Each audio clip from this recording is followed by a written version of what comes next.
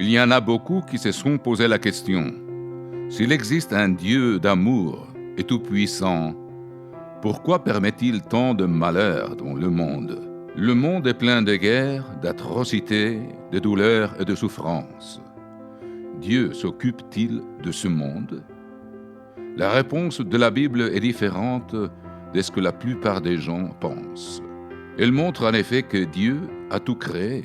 Colossiens 1,16 dit « Car en lui ont été créées toutes les choses qui sont dans les cieux et sur la terre, les visibles et les invisibles, trône, dignité, domination, autorité. » Bien que Dieu ait tout créé, Jésus a en fait nommé quelqu'un d'autre comme étant le prince de ce monde, car Dieu avait confié de manière temporaire l'autorité sur la terre à un ange puissant et juste qui s'appelait Lucifer. Mais comme nous le voyons dans Ésaïe 14, Lucifer ne fut pas satisfait de l'autorité qui lui avait été conférée, et il se rebella pour s'emparer du trône céleste des dieux. Tu disais en ton cœur, je monterai au ciel, je lèverai mon trône au-dessus des étoiles des dieux. Je monterai sur les sommets des nues, je serai semblable au Très-Haut. Mais il fut précipité sur la terre et devint Satan le diable, nom qui signifie adversaire et calomniateur. Ésaïe écrit, « Te voilà tombé du ciel, astre brillant, fils de l'aurore. Tu es abattu à terre. » Et Apocalypse 12,9 déclare clairement que Satan fut précipité sur la terre et ses anges furent précipités avec lui. Après sa chute, il influença la direction prise par l'humanité dans le jardin d'Éden. Et depuis lors, l'humanité a choisi de se soumettre à son gouvernement. Il est décrit dans Apocalypse 12 comme étant le grand dragon qui fut précipité, le serpent ancien, appelé le diable et Satan, celui qui séduit toute la terre. Mais ce ne sont pas les seuls versets qui se rapportent au rôle de Satan sur le monde. Avant le début de son ministère, Jésus fut tenté par Satan. Nous y voyons Satan lui-même affirmer qu'il est celui qui règne sur ce monde. Luc 4 mentionne que le diable lui montra en un instant tous les royaumes de la terre et lui dit « Je te donnerai toute cette puissance, car elle m'a été donnée, et je la donne à qui je veux. Si donc tu m'adores, elle sera tout à toi. » Jésus lui répondit, mais sans jamais refuter la déclaration de Satan. En fait, Jésus l'a qualifié à 3 reprises de prince de ce monde. Il est aussi appelé les dieux de ce siècle dans 2 Corinthiens 4,4 et les princes de la puissance de l'air dans Éphésiens 2,2. En tant que prince de ce monde et Dieu de ce siècle, il a influencé et séduit tous les peuples et toutes les nations. C'est un oppresseur, un menteur et un meurtrier. Et dans 1 Pierre 5,8, il est précisé qu'il rôde comme un lion rugissant, cherchant qui il dévorera. C'est l'une des raisons principales qui fait dire de l'humanité: la destruction et le malheur sont sur leur route. Ils ne connaissent pas le chemin de la paix.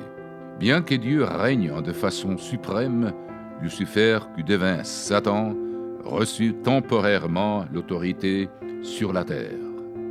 La Bible montre clairement que Satan est actuellement le prince de ce monde, mais pas pour toujours. Jésus-Christ vient le remplacer.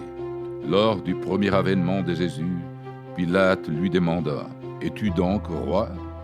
Jésus lui répondit « Tu le dis que je suis roi. Je suis né pour cela, et c'est pour cela que je suis venu au monde. » Mais il parlait d'un temps encore à venir, quand il reviendra ici-bas en tant que roi des rois et seigneur des seigneurs. Décrivant le retour de Jésus-Christ, Apocalypse 11,15 déclare « Le 7e ange sonna de la trompette, Et il y eut dans le ciel des fortes voix qui disaient: le royaume du monde est remis à notre Seigneur et à son Christ. Il régnera au siècle des siècles. En parlant de cette même époque, Daniel écrit: on lui donna la domination, la gloire et le règne. Et tous les peuples, les nations et les hommes de toutes langues le servirent. Sa domination est une domination éternelle, il ne passera point, et son règne ne sera jamais détruit.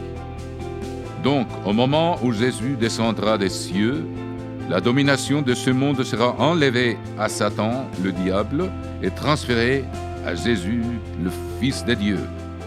Et Satan sera emprisonné. Apocalypse 20, 1, 3 nous dit: puis, je vis descendre du ciel un ange qui avait la clé de l'abîme et une grande chaîne dans sa main. Il saisit le dragon, le serpent ancien, qui est le diable et Satan, et il le lia pour 1000 ans. Il le jeta dans l'abîme, ferma et scella l'entrée au-dessus de lui, afin qu'il ne séduise plus les nations, jusqu'à ce que les 1000 ans soient accomplis. Après les 1000 ans, il sera délié pour un peu de temps, puis il sera jeté dans l'étang de feu pour ne plus jamais être relâché. Lorsque Satan sera enchaîné, il ne sera plus en mesure d'influencer et de séduire l'humanité.